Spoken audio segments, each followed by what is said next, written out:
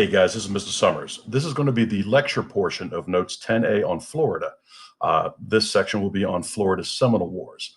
The first section in your note sheet will be on this, and I want you to write a thorough summary of each section in the right-hand portion of those notes.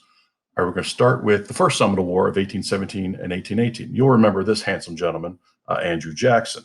Now, this is before his presidency. He's instructed by President Monroe to go into Florida to chase some Seminole natives who were attacking settlements in southern Georgia. Also, there were slaves in Georgia that were running away, and they were running south into Florida territory, where they were mixing with the Seminole tribe. So he invades Florida.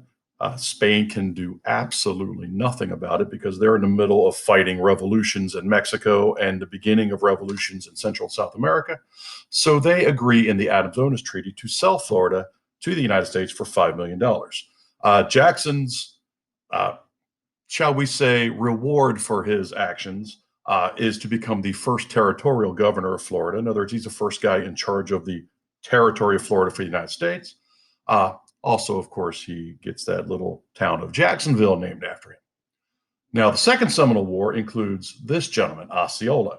Osceola was a Seminole chief who was trying to fight for the rights of the Seminoles in Florida to stay there. This is during the time period where the United States was actively trying to force Native Americans to go to Indian territory. They used guerrilla warfare, that's hit-and-run warfare, where they were hiding in the swamps, in the cypress woods, trying to give the U.S. Army a quick attack and then retreat, basically not giving the U.S. Army an easy target. Now, a little bit of subterfuge was done by the United States Army to capture Osceola. He was invited to negotiate for peace.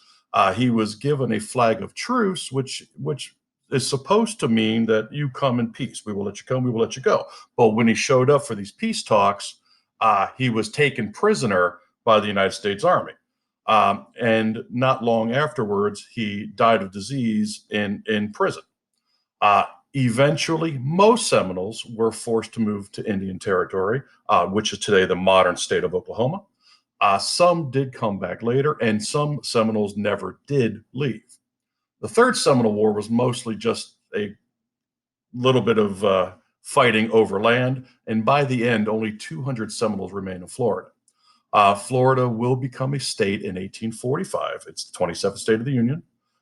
As you can see, the population of Florida in 1850, the whole state had 87,000 people.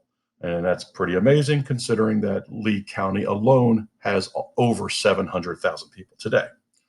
And that's the end of these notes. Thank you.